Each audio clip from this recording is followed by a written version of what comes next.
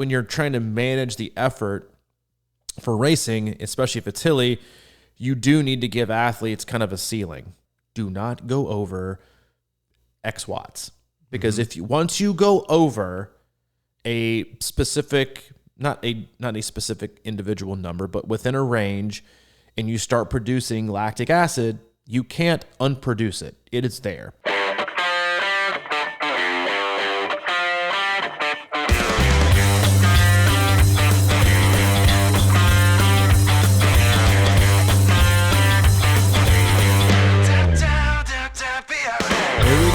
Here we go. Back to back. Welcome. This is Crushing Iron Podcast 406. It's Labor Day. It's September 7th. We're working hard while you're taking the day off. Actually, let's be honest, we're not. We're pre-recording this because we're taking the day off too. But we love you. We appreciate you tuning in. Again, welcome. Give away all our secrets, man. Yeah, I know, man. But hey, we're always open and honest to a fault. Crushing Iron Podcast, again, 406. We come to you twice a week. Traditionally Mondays and Thursdays, but always twice a week. We've done so for the last 4 years. And over the last 4 years, we talked about it all. We talk about triathlon. We talk about life. We talk about our own personal lives and stories. And that's kind of what we do. You know, we'll sometimes dive deep into swim, bike, and run. We'll do race recaps. We'll do race previews. We'll have on the occasional guest. Sometimes, like today, we'll let our listeners drive the podcast and drive the train. But as always, we appreciate you tuning in and giving us your time. We know, hey, you have a lot of options in the podcast universe, as well as triathlon-related podcasts. But we hope we can bring you maybe a different side of that, which is a combo of life and triathlon, and because that's what, I mean, let's be honest, like that's the life we live, right? Triathlon is a hobby. It's a thing we do that we hopefully love, that we don't feel obligated to do it. We don't do it because we feel like we should have to. We're not in some pursuit of proving other people wrong. We do it because we love it, you know, yeah. and that's a huge part of why we do this podcast and what we try to communicate to you. We do have an agenda. We don't have sponsors and ads, but our agenda is to keep you happy and healthy and to hopefully shift your perspective if it needs shifting, for Mike and I to share our experiences over the last 10 or 15 years as both coaches and athletes. We've made plenty of mistakes. We've had our share of successes. We've worked with hundreds and hundreds of athletes, and we've experienced a lot. You know, we're not professionals. You know, you're not going to see us out winning the next Ironman World Championships. You're not going to see that. We're not, you know, we don't consider ourselves experts either, but we do consider ourselves athletes that have experienced a lot. And that is generally what we try to do and communicate is give you info and share our experiences, and then obviously try to, especially for me, is like communicate as best I can the knowledge that I've, you know, cultivated and gone through the last 10 or 15 years working with hundreds and hundreds of athletes and other coaches and do that, and to kind of cut through the BS, to give you some consumable, digestible info that you can take and make your own, you know, and not do, well, this has to be this way and it has to be, so do it. And yeah, there are some general training philosophies that are, you know, I would consider overall best practice, but make it your own, you know, like make it your own and intertwine it and find a way for it to work best in your life, you know, and don't force it. I think that's what we do a lot is we try to fit a square peg training plan into a circle life, you know, and then wonder why things aren't working and wonder why we're getting frustrated and wondering why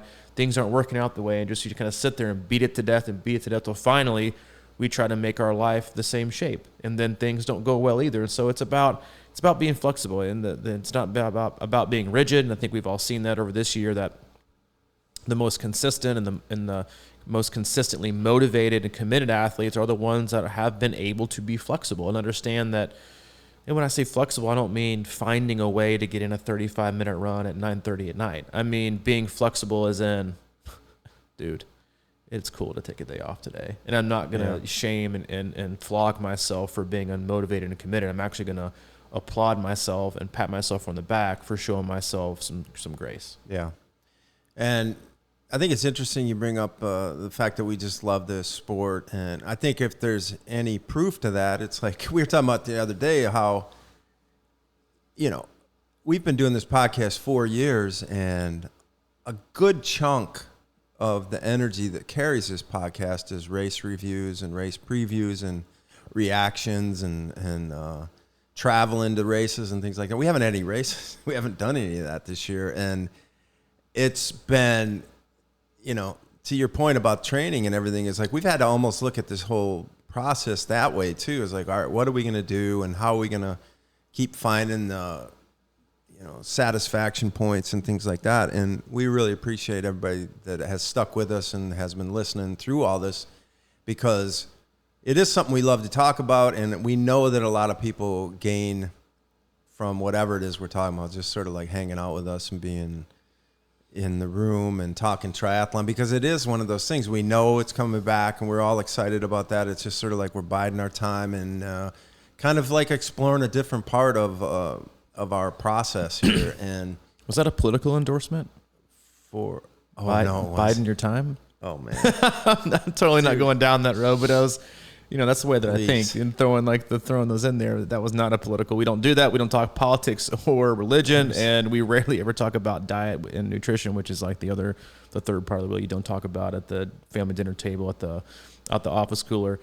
But today, we're going to cool it off some more with some more questions from. We did a couple last week. Yeah. And we're going to do more. We've been working on this new button program we got, and we're going to dive back into it today and cover as many as we possibly can. Are you ready? I'm ready. Let's do it. Let's shoot it. This one I think comes from Buffalo. Ooh, is that Fran? Oh, I screwed that up. Let me try that again. Is it Fran? I hope it's Fran. Hi, Coach Robbie. It's Fran D'Amico up in Buffalo, New York. I'm very interested to hear your opinion of intentional walk programs. For example, the Galloway method for both training and racing. And I love the banter at the start of the podcasts, and I'm especially looking forward to discussion of the AFC East rivalry between the Great Buffalo Bills and the Miami Dolphins this season. Thank you. Oh, Fran, bringing it. Fran is one of my all-time favorite campers. Fran has a special place in my heart. Fran, we shared 312 pizza when she came. Fran is not an athlete that I work with, but Fran came to our camp 2 years ago. Was terrified. Terrified of coming. And that's one of the things. I was talking in the last podcast of how much I admire Maurice, who is really focusing on getting his swim under control when he had so many failures and setbacks. And while our camps are open to all athletes, no matter where you live or what you're doing, we have athletes travel from Canada, from California, all over to our camps. A lot of our campers are athletes. And for people who come to our camps that aren't athletes, they think, oh, I'm not going to fit in, or I'm not going to be welcomed, or everyone's going to be faster than me. It's going to be like, to be honest, I don't know if I'd do it. And of course that's the introvert in me. Like, I'm not sure. Right, I'd just rather go and do my own, individual training camp where I don't want to talk to anybody. Maybe a tennis camp. Maybe it's you and I could put on tennis camp. I'm going to fire you already. But she came and she ended up having, I remember her telling a story. We were eating, I think Saturday night, we always get together and do like a big athlete dinner. And I think we're eating a 312 pizza. And she was like, you told me, we biked that day. And then you told me to come back the next day, and we were biking longer, and we were biking harder.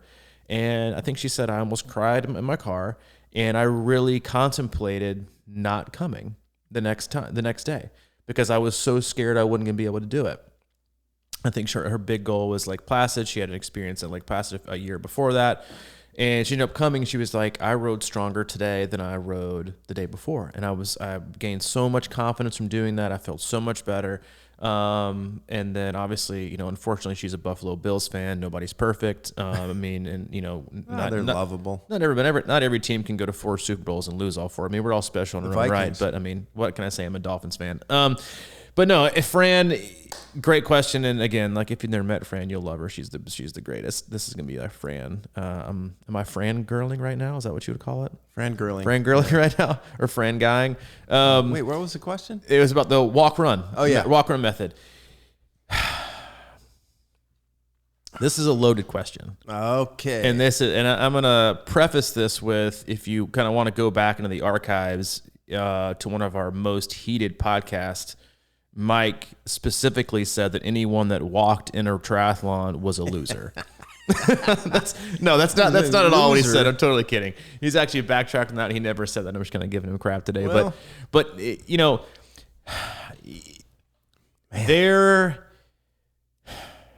is such a tough one for me.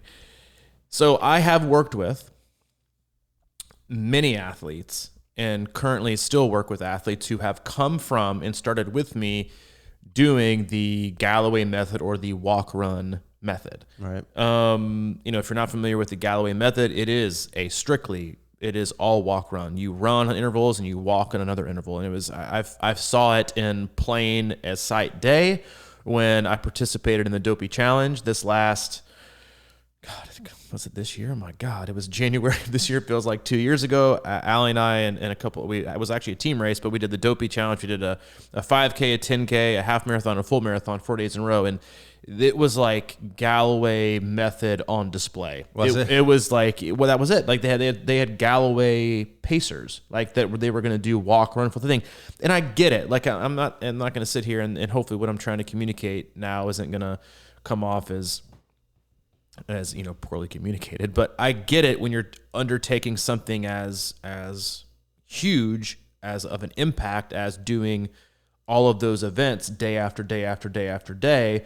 And then also for a lot of athletes, like, chilling and going and hitting, Animal Kingdom for 17 hours after you do your half marathon, being on your feet all day. I get the point of the Galloway method. Like I get the point of total immersion swimming. And what I mean by that is if you've ever listened to our How to Not So Good Swimming podcast, I'm not a fan at all of total immersion swimming when it comes to the true application of how you're going to be able to compete and do your best in open water and in real life race situations. I do, however, see the benefit of it in acclimating and allowing people who are uncomfortable with the thought of swimming in general, getting them comfortable in the water. I think it is wonderful for that. I think it is an outstanding course for beginners of getting people comfortable and confident in the water. I think it's wonderful. But when it comes to people who attach themselves to that exact soft, smooth, silky way of swimming, like they're trying to be in a Dove commercial, then you put them and drop in the ocean or open water with 3,000 people, it doesn't work like that. Like or swimming against, there's a lot of things. And if you want to hear my rants on those, you can go back and listen to all of our How to Not Suck at Swimming podcasts. There's like 6 of them. And I'll explain that. The Galloway method for me is very much the same. It is a wonderful way to get athletes of all abilities, both sexes, all shapes and sizes, into long endurance sports. And especially I think it's very appropriate for athletes who get into the sport and have had massive injuries, right? Like they have overrun or they ran too hard and they feel like they are brittle. They feel like they cannot run unless they walk. And I have athletes that came to me with, and they're like, just so you know, I'm a walk run person. That's how I've always done my races. And I just had to kind of think with them and say, I get that's where you come from. I get that's what you're comfortable with. That's what gives you confidence. But to me, it's not something that gives you confidence. It's something that just removes fear. And I think those are two very different things. Instilling confidence and removing fear are two different things. And then I said, I just don't want you to always, and again, it's not that it's a bad thing. I just don't want you to always see yourself who has to walk. I want you to see yourself as a runner, because a lot of athletes don't see themselves as that. And it's also very frustrating as a coach to hear people, I'm injury prone. Okay. There is a huge difference in I am legit injury prone because of my bone density and because of how my body was made, versus I have never trained the right way and I run too hard and I run too long and I injure myself.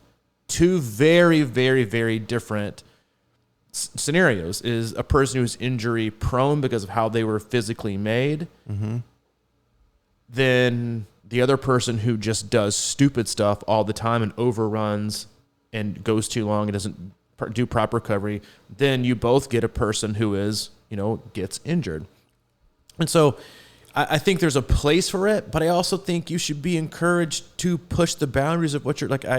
Jessica Jacobs, one of our other coaches, she came to me and she was like, hey, I've got an athlete who is run walking, and that's what you've always done. And how do I encourage her to just not do that anymore? And that's kind of what I put. I was like, no one's saying you have to walk. Like, I think we get comfortable on our own things. Like, people say, well, I'm just comfortable doing this, or I'm comfortable doing this. And it's because for a lot of us, it's like we don't like knowing what isn't going to happen or what might happen. And that is when people give up the run walk and they just go with straight running, they have probably had bad experiences, or they become so accustomed to, I can't run for 8 minutes and then I have to walk for 2. Do you? Because I'm fairly certain if you weren't allowed to walk and you said, well, I'm going to release 7 tigers in your neighborhood and you have to go run for 30 minutes, guess what you're going to do? Mm-hmm. You're not stopping after 8 minutes and be like, you know what? I got to do the Galloway, baby. I'm going to walk my 2 minutes and then I'm going to go, no, you're going to run for 30 minutes because you know what? You can. And if you've done that for long periods of time, again, I have athletes who walk when they run. They take walk breaks to stay in certain zones. It's appropriate. But once you get to a certain aerobic base, then your body, like, you need to keep running in order to keep your heart rate to where it needs to be in order to get the same benefit. So I get it. I see that it has a place. But I don't believe that people should only see themselves as, I have to run walk, because I think what you're doing is you're missing the potential to unlock another door or room of confidence that is, I can run faster, I can run longer, I can be durable, I'm just not this. I think that's really fair. I think it is. I do think that there's, like everything, there's a process. I mean, I would not be in this sport if it weren't for walk run. You know, it was how I started as a 5K'er back in the day. And it was really the way for me to start believing that I could run. And then I got into running and I realized that I could run, 10K, and I did a half marathon, and then went up to watch Ironman Louisville. And I was so excited about it. I'd never really been around any kind of triathlon like that. And it was super energizing, and we watched the swim, and you know how I feel about the swim and the energy, and then the whole thing about the bike. We went out to LaGrange, and just the energy of all that and everything. We got back to town. I was like, oh my God, everybody's got to run a marathon. It just seemed like such a tough thing to do. And then we walked up to the course, and like half the people were walking on mile 1. And that's when I got into this thing like, I'm never going to walk. I mean, it just didn't feel like something that should happen because it was a triathlon. But so that's when I made the infamous statement about, if you want to be faster on your Ironman, don't walk. And there is a lot of truth to that, I think. Over the years, however, I have become, to what you were just saying, I mean, there's certain times in my training when it's like, okay, mixing in a little bit of a walk doesn't feel that bad. And I remember doing actually that same Ironman Louisville several years later, where I was committed to not walking. And for the whole back half of the marathon, there was a woman who was Gallowaying, and we kept passing each other, and I never gained any ground on her, and she never gained any ground on me. So she'd walk, and I'd run by her, and then I'd be way out ahead, and then she'd run by me, and then it was just like this game. And I'm thinking to myself, maybe at this point, I wonder, and I couldn't give in, though. I was like, maybe if I did that, because what ended up happening over the years is, even last year, I was trying to get back into running for a while, and I was doing a lot of walk run, but I was mixing it up as in walk for 2 minutes, walk for 1 minute, run further. That's how I because then I would be like, all right, I'm running for 8 minutes with a 1 minute walk. And it was still a recovery, and it was still a nice thing for me to kind of stay into running.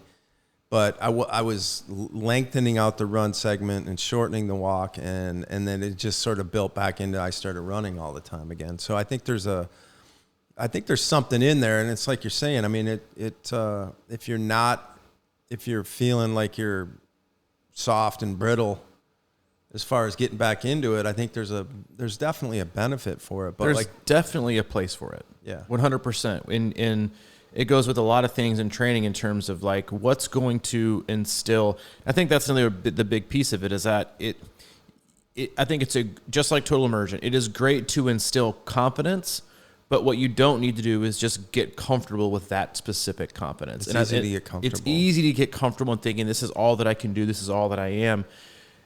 Versus your goal of trying to get from point A to point B the fastest. Like, I know for me, like when I've raced, the most painful run stride I've ever taken has been the first ones after I chose to walk and take a break for a minute. Yeah, that's true too. And if the point is to get it over with, because that's usually where it is, it's like, God, it would feel so good to walk. It feels so good to walk. But the pain will be over quicker if I just finish running, like, and I continue to move. And obviously you don't want to be in pain, but you get it. Like, it's just uncomfortable at a certain point. And so I think it has a place in order to instill maybe behaviors and getting you out the door. I'm going to run walk today, then go for it. Like, if that's going to get you out the door for 30, 45 minutes, then get out there and go do it. But then as you gain the fitness and you're consistent with your run walking, then make the leap to, all right, now I'm going to go from a 45-minute run walk where I have, 6 to 10 minutes of walking. I'm going to go today for a 35-minute run, or whittle it down to where your walk breaks are more infrequent, to where they have less duration. And then next thing you know, you're going to figure out, okay, I ran for 45 minutes today. I had 4 walk breaks that only took 4 minutes.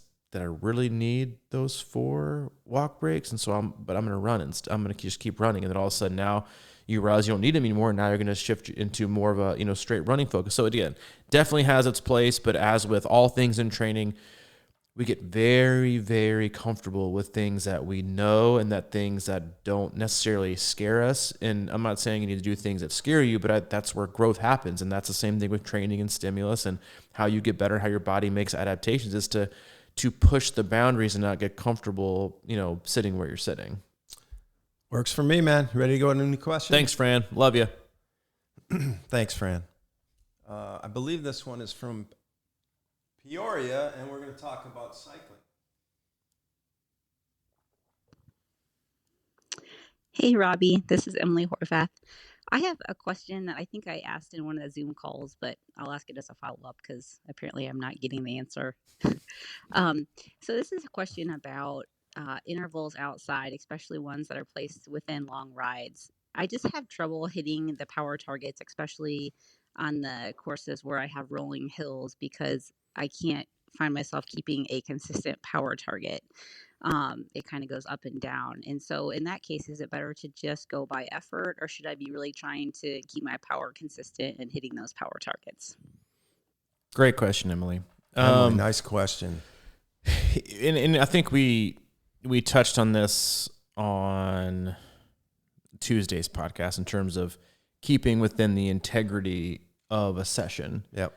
Now, what Emily's referring to, in the athletes that I work with specifically know this, is that oftentimes in long bike rides that I put in for them, it's not go out and do, go noodle around for 4 hours with your buds. It's go out, especially when they're peaking to get ready for a race like Emily is, and I want you to do specific intervals, long, higher intensity intervals at the end, usually at the end of rides, because it's in my experience, it's great stimulus. Your body adapts very well to it.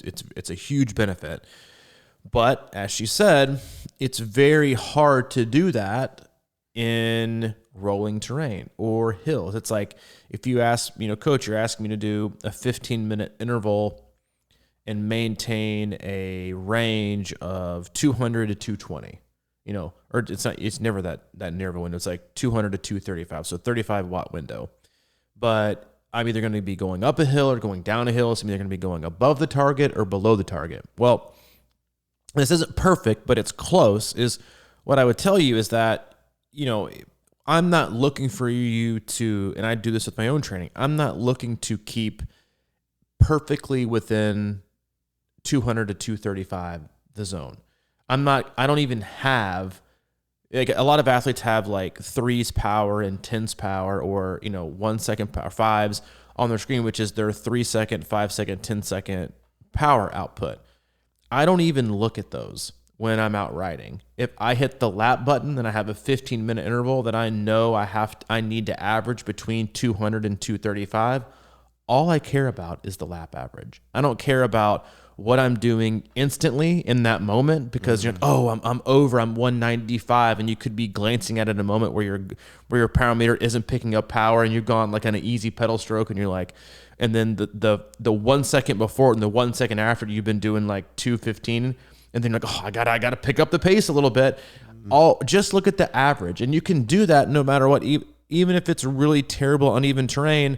As long as you're going for a lap average of power that is between 200 and 235, then you win. And so I would say don't look at keeping, I'm not asking you for every second of that 15 minutes to stay exactly within that range of 200, 235.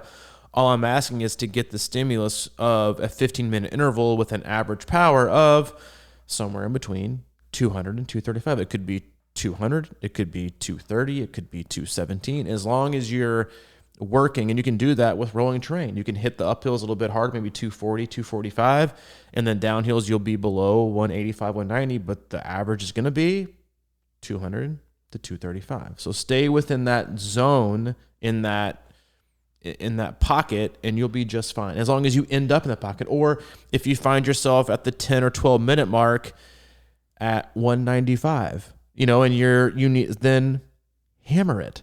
Hammer the last couple minutes to build your power up to, hammering at 240, 245 to get your average power up to 200. Because regardless of if you do an interval that's 15 minutes at exactly 205 versus with no variation, a flat course or under trainer, versus the athlete who does up and down and up and down and up and down at 190 and 240 and 185 and 235, if you take them both side by side and you take the training stress score and the intensity factor, obviously the normalized power would be different. But if you took like the kilojoules and the intensity factor of the training stress of the two different ones for the up and downer versus the one that's steady state, you're going to be really, really close. So keep it close and just remember that it's about the overall average lap power. So if you're out and especially doing long intervals or even short intervals, like don't obsess over power 3s, which again is a 3-second readout. Don't look at power 5, which is a 5-second readout.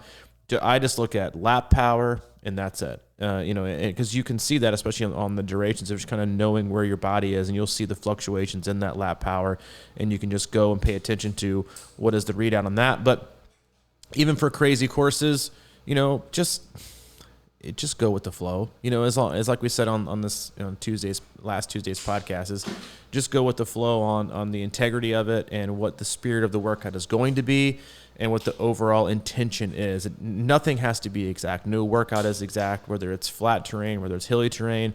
Just do your best to stick within it. And again, just choose the small increments and intervals that are the lap power and the average power. Mike is redoing our video, and he does this. He leaves me, and he's like, "All right, well, I see Robbie's close." I was going to see how long you could keep going. Keep going on. Okay, so I actually have some power. thoughts on this. When, as a guy who is a perceived effort guy, for mostly, but I've obviously ridden with power many times, or not many, but lots, and the one thing about riding with power for me is like I use it to kind of match my effort and understand effort. So like if I was going out to do what you were talking about, be between 200 and 235, as I get going, I would find that effort that feels like it's somewhere in the middle there and really kind of crystallize that into my brain. And then as you're saying, as you're going up hills, if you understand kind of where that is, it's like I always look at it as an exercise of a test of sorts of like, all right, how can I be around this without blowing myself out? That was the one thing about power that when I finally started riding with it a few years ago, was that it taught me, it showed me what I was doing and how much effort I was putting in, and it made me understand my stroke more. So as I think about that and climbing, that you have to watch yourself when you're climbing, obviously, because you can blow a way out without realizing it, because it's just like, I got to get up this hill. And so you have to kind of almost keep that under control. And then, as you know, when you're going downhill, it's like, that was one of my other lessons when I started riding with power, it was like, it's almost impossible to hit that. But so like, that was one of the biggest things for me, was the idea of coming over the top of a hill in the power situation. And it became this, I couldn't believe how hard it was. Like when you come over a hill and then you hit a downhill, to like where your power just goes away. And so like, and the effort, that's the biggest thing too, is like that's why like on hill, cycling and running are different, where I tell athletes, like, don't overdo it going up the hill, but be okay pressing it, because on the downhill, the amount of effort it's going to take to gain an extra 2 miles an hour or to get your watts up, it's the ROI is not there. It's the same thing in running. It's like if you want to sprint up the hill, how elevated your heart rate's going to get and how much you're going to go way up into like zone 4 and zone 5 to go a little bit faster versus hammering it going downhill and elongating your stride and the speed you pick up from going down. The total opposite. But like you said, like once you get up and over the hill, smashing on the gears to go an extra 1 mile an hour and have your watt put out be like 10 watts higher, it's not worth it. It's not worth it other than in training for me. Like I really try to work on that. It's like that doesn't become my race effort or my race goal by any means, but I want to understand that and I want to like be like, wow, man, you really got to go hard to get the power up in this situation. But yeah, it's almost like controlled climbing with a little bit of a push over the edge and then control, like instead of like cruising, but really understanding and feeling what that is like to try and hit power numbers as you're going down a decline. So yeah, it's for me, it's just all about locking in on a flat, like what that feels like to be at about 220 or whatever, that feeling you get, and then just trying to mentally do that. And like you're saying, it's a perfect solution is that 15-minute lap or whatever, 20-minute lap, and trying to be right in that pocket. And I think people would be amazed if they really kind of dialed into that feeling, how close they could get to it. And if you're not, then you know something's weird. And then you need to work on that and like connecting your body to that power number or that power effort. Your internal power meter. My internal power meter. To say. Yeah, exactly. Great question, though. Yeah, great question. Thanks, Emily. Thank you. See you at the end of the month. Next up. All right, PJT, baby. Hey, Coach. Phil Jones here. I have a question about managing terrain during races. I'm thinking particularly about hills on the bike and on the run. What advice would you give to athletes about how they manage their effort on uphills and downhill sections of the course? So go hard uphill, go easy uphill on each event. Just curious as to your input and look forward to hearing your answer. Perfect tie-in, maybe. Figured I'd just answer that. That was Phil Jones laying it on thick with the UK accent right there. He was like when he was just in town for one of our hub experiences, one of our test athletes, and I mean, as much as he's been in America, you wouldn't have known. He sounded like he was from like Arkansas, and then he lays it on thick, real thick for the Collins show. Like you'd have thought he was like suiting up with his cap and his razor blade for a Peaky episode. Like he was just laying it on really thick. No, in all honesty, great question. I did just basically touch on it.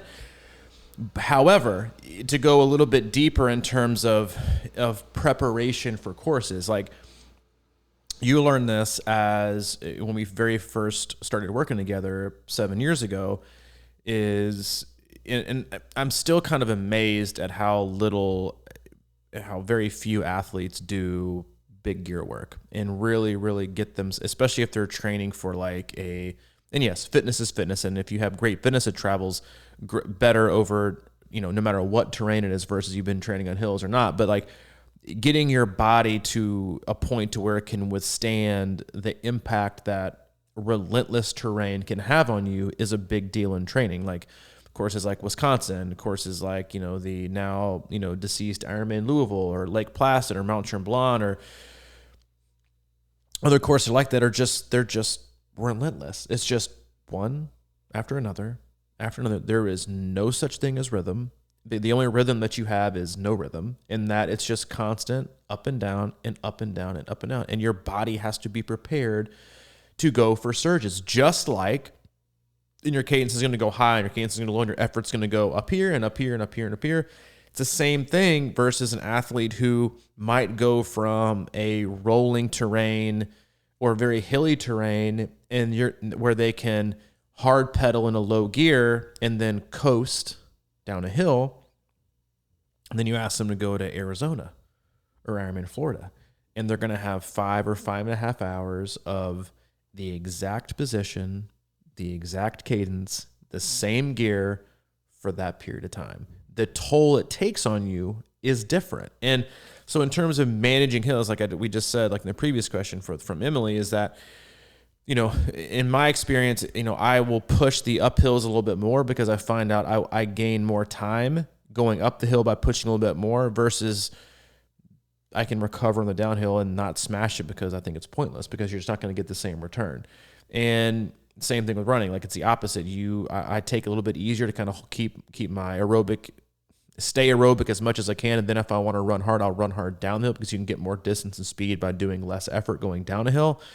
But when you're trying to manage the effort for racing, especially if it's hilly, you do need to give athletes kind of a ceiling, right? Because you can't just say, well, push it up the hills and go all after it and then just take it easy now, because what you're doing is you're going straight up zone 4, zone 5, then nothing on the bottom. Like when you and I did Wisconsin back in 2016, they changed the course, right? And oh my God, it was the end of the world. It was the worst thing ever. This hill is going to crush people's soul. And we definitely recommend walking your bike up the hill if you can. I'm like, okay, first of all, you should just bike up it. But we did it. And going back and looking at it, I gave myself a power target that was like, do not go over X watts.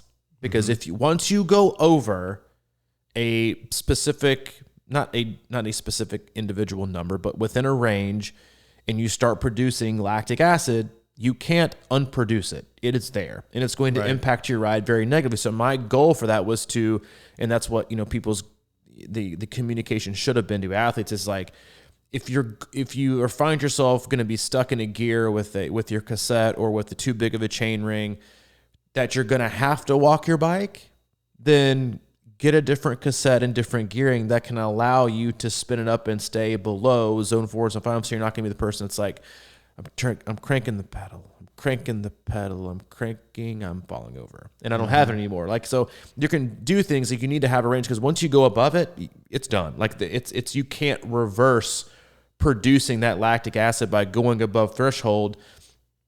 And pro athletes practice this. Like they in ITU athletes, they practice for a short period of time. They're going to be zone 1 or zone 2 as they hop in their draft zone to not, they're going to be just like soft pedaling, saying it. But then they practice going all out and doing, max aerobic power for like 45 seconds. Like they do that and they practice that in their training.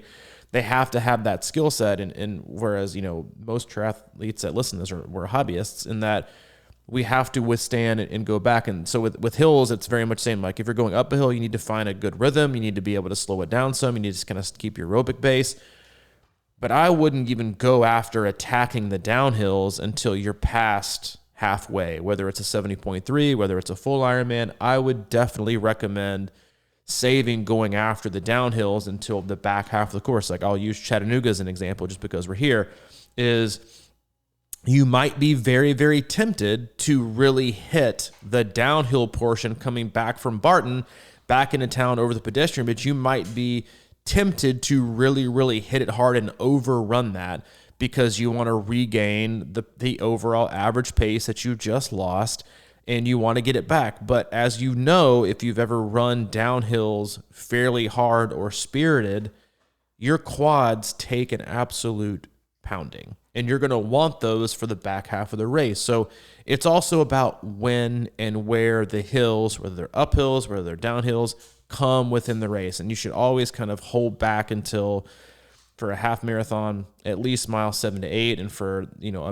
for the marathon, especially the end of an Ironman, you should hold back into like mile 20, which is, if we're using Chattanooga's example, is a very good example, because that's when you can have the last little bit of the downhills to really, really go after them, because you're going to trash your quads. Like that is one of the things I got reminded of daily, or at least weekly, with trail running, was that the downhills, like, and Phil, if you're listening to this in real time, like you and I ran downhill pretty spirited on Sunday and my quads are still sore. And so like you have to pick and choose when you go after it. So you can't just say, all right, well, Coach Robbie said, to really work the downhills. Well, if you get a downhill at mile 2, and you got a lot of downhills and uphills to come, you don't want to trash yourself and trash your quads in that second mile, what you want to do is just use that free speed to catch your breath from the uphill you just hit. You don't want to overhit it and go anaerobically and go in zone 4 and zone 5. And again, same thing with cycling.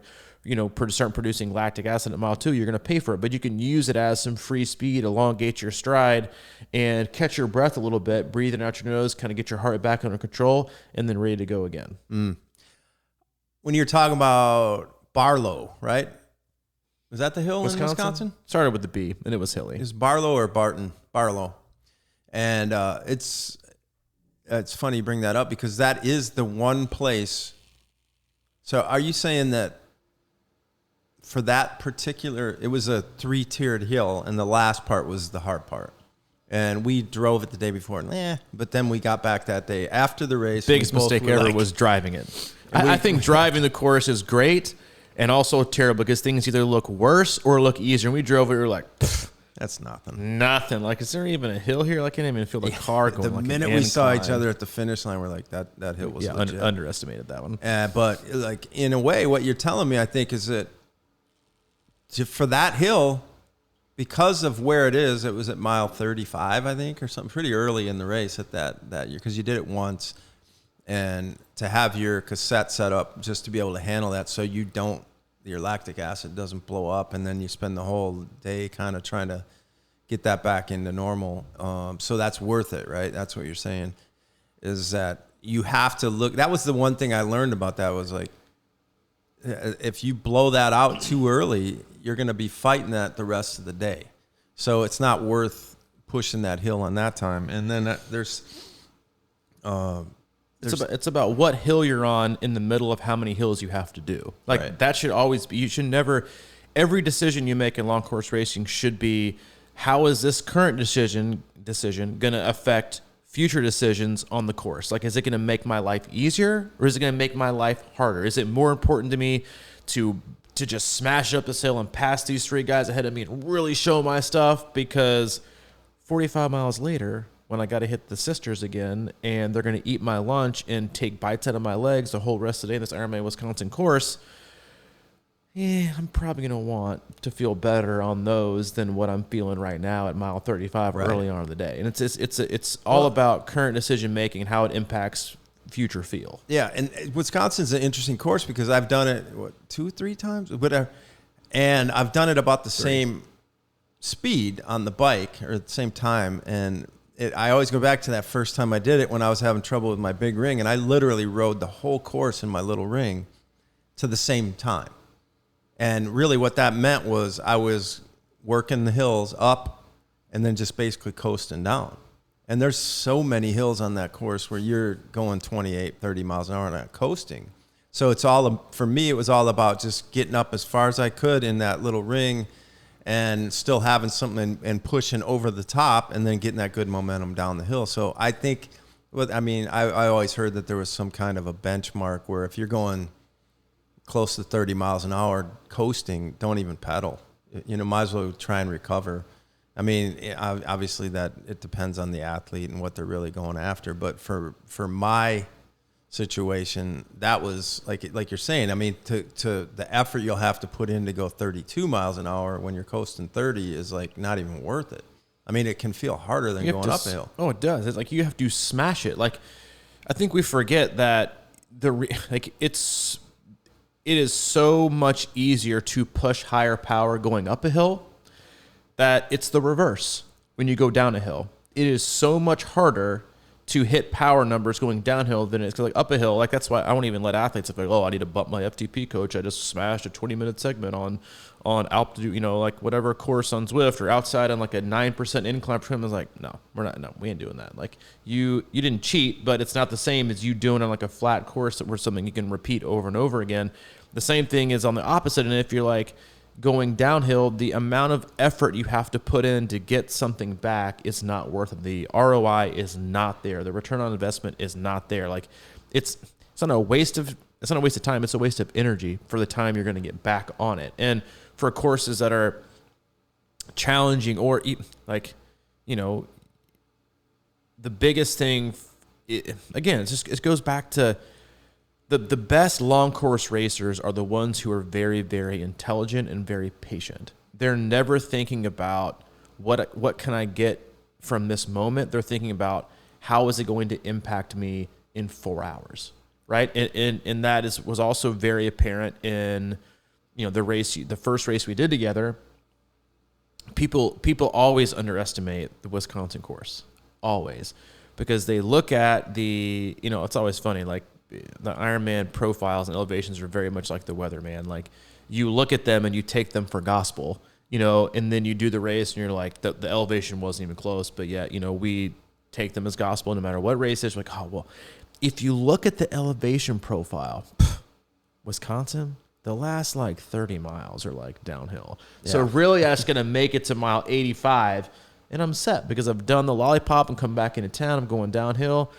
What you fail to remember or might not have experienced is that there's more than likely going to be a headwind for the last 20 to 25 miles. What you also fail to remember is that the roads they also suck, and it's going to take it out of you. And then you've got the greenway, and then you've got the no passing zone. Then you have to go along the river, and it slows you down. So you think, oh, I'm just going to make it here, then I'm going to cruise my way back in. But there are so many factors. It's all about, we say this all the time, it's about energy management. And you can't make decisions in the moment that you aren't kind of filtering through the process of, all right, this is mile 40 of the bike. Do I really need to go for it right now? Or really need, that was one of the first, in-game decisions we ever had with each other is, you were out coming out, I think it was by the high school or whatever, on the second loop in Verona maybe. And when I ran out next to you to tell you to lay down the hammer, I started running towards you barefoot because my flip-flops were eating at me, and I'd already had 2 beers that day. It was 2. In a way, yeah, 2 is probably an understatement. So when I got to you, I actually said, stay calm, stay patient, slow it down, because I was like, it's way too early. It was mile 75. You had gone through. Yeah, it was more than 90 probably. Yeah, it was you had gone through a huge portion of the course and you were doing really well. And I was like, go for it. And then I finally got to you and I was like, man, you know what? Best idea, slow it down. But that was a good example of I was getting caught up in the moment of how well things were going. I was like, dude, lay down the hammer, which we have that conversation with ourselves internally. It's like, do it. And you're like, wait a minute. It kind of feels like I'm almost done, but even I've got an hour and a half left on the bike, and then I've got 4.5 hours left of running to do. Maybe going for it and gunning it isn't the best choice right now. No. Couldn't have been. No, it was not. And I think we ended up having, probably one of your best run splits. Well, it was the same. It was, I think that's kind of. But I do remember, even that day when I was in the small ring, that was that day. And I got off the bike and it was definitely, Herman Munster time. And I couldn't even imagine running, a marathon at that time, but I did it. So thankfully, your advice probably paid off because it is, you get through Verona and like you said, it's mile 90, but still an hour and a half left of really the hardest part of that course. 22 miles to go.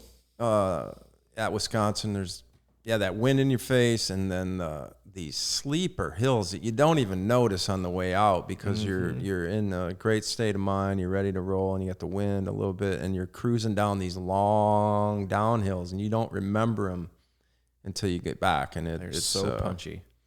Yeah, so that's a weird one. It's 90 miles in, you're almost, but you still. Have you done Ohio before? You haven't done Ohio, have you? No. Ohio is very much the same way. It is. It's not even near the difficult course that Wisconsin is, but it's like pancake flat for the first 50 miles, and you're looking at your miles per hour, and you're like, dude, I am crushing it. And then the last 5 or 6 miles, there's these sneaky rolls. You're like, whoa, I didn't sign up for this. I signed up for pancake flat and easy peasy all day long. And then it eats your lunch because you've gotten so caught up in your miles per hour and your high watts for 2 hours, 15 minutes, 2:20, and then you're like, dude, these are kind of eating my lunch right now. These aren't going to go very well. Very much the same thing, but it is no matter what race you're doing, it's you can't just make a decision for the moment and think it's only going to be impacted for the moment. It's always about impacting for the future. And again, if you're doing any kind of long course racing, decision making and being you're never going to say when you cross finish line, dude, really should have hammered that hill up mile 60.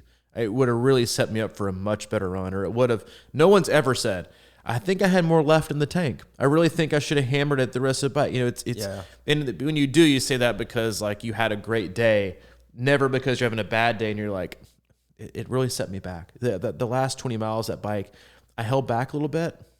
Should have hammered it. You know, really should have hammered it. It would have brought things home in a whole different level, and I would have PR'd, and things would have been a whole different day. You always want the energy back, right? You always want the energy back that you wasted on the bike, or that you wasted in the swim, or you wasted by poor decision making, or you saw the group ahead of you and you were like, oh, the group of guys is drafting again. Like, I'm just going to hammer it and pass them. And then you're like, wait, that seemed like it felt good in the moment. But then at mile 105 or whatever, when you're like, I have nothing left, I'm toast. That was probably a bad decision. Yeah, and you're always dealing with that yo-yo effect with some guy, always, right? And always a dude. And it's almost like, I don't care what it takes just to get away from that. And you can't sometimes. It's sort of like that. I was talking about the swim twin. In the water, you just sort of like swim twin, float with them the whole way. Swim. And there's always somebody on the bike. It's like you pass them on the uphill and they come flying by you in the downhill, and then you meet in the flats and go, hey, you again. It's like, I just don't. It's the dude on the interstate, and it is. It's always dudes. Dudes are terrible. It's the dude on the interstate who doesn't know how to use his effing cruise control. Get in the lane, put it on cruise, and leave it. Don't yo-yo between 80. I mean, dude, it is you. That's why you don't drive anymore on our road trips, because I rode with you for an hour and a half on our way to Texas, and I was like, I can't do this anymore, dude. Yeah. Like, the speed limit says 65. Why are we going 50? Put it in cruise. But it is. It's that guy that's like, hey, dude, use your cruise control. Don't be going 80 to 65. Then you pass him. Then he gives that look like, why aren't you going fast enough? Here I'm going like 85 to get past you. And then he slams on his brakes in front of you to go 60 again. Don't be that guy. All right. Don't be that guy. Another one? One quick one? Is it a quick one? I don't think it is. Then let's not do it. All right, let's Save wrap it for it our up. next podcast. Yeah, man, we're already 50-something minutes in, man. We got to close it out strong. First and foremost, we hope you have had an amazing Labor Day. We hope you got to take the day off. Hope you spent time with family and friends. We hope you had a long weekend. When is fall supposed to start? Because I feel like it should start now. And when I walk outside, it doesn't feel like fall. So hopefully, wherever you are, I know I did have an athlete say, and that kind of just ticked me off. They're like, well, here we go, back on the trainer again. I'm like, dude, it's like 95 Steer Hill. Like, don't tell me it's getting cool. And like another athlete's like, I ran outside today and it was a nice 50 degrees. I'm like, yeah, go bite the wall. It'll be fall at some point. We hope you had a wonderful holiday weekend. As always, we appreciate you tuning in and giving us your time. If you have any questions, comments, concerns, or really just want to pass on, any kind of info, you can always reach out to Mike, crushingiron@gmail.com. If you want to connect with me, I'm at c26coach@gmail.com. And as always, our one-stop shop, c26triathlon.com, for all things camps, coaching, and community. All right, buddy. Well, that wraps it up. I'm heading to Wisconsin for that cool weather. Cool. You are. I'm going to Houston to die. Ooh. To die a slow, painful death. I'm man. looking forward to being out. Yeah, I bet you are. You're going to be in a hoodie, and I'm going to be trying not to die in 100-degree heat today. All right, buddy. I'll catch you later. See you later.